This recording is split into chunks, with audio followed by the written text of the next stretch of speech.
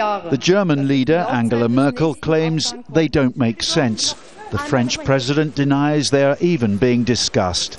But the Italian economy minister, Giulio Tremonti, says that a common Eurozone bond could be everyone's saviour. Eurobond. After violence on the streets earlier this year, like here in Greece, born out of financial chaos across Europe, there's growing opinion that so-called Eurobonds are the bold step needed in a crisis.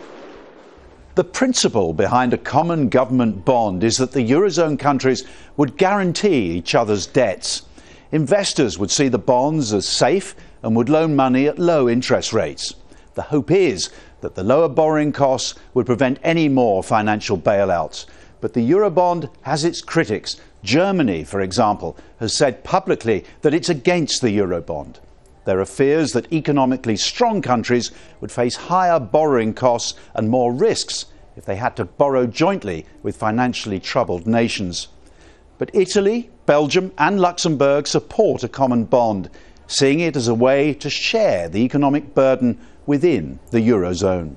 I think it is being very seriously discussed behind closed doors. They would never come out and say this, and that's why everyone is denial, denial, denial. But I'm sure it's being discussed behind closed doors and even designed.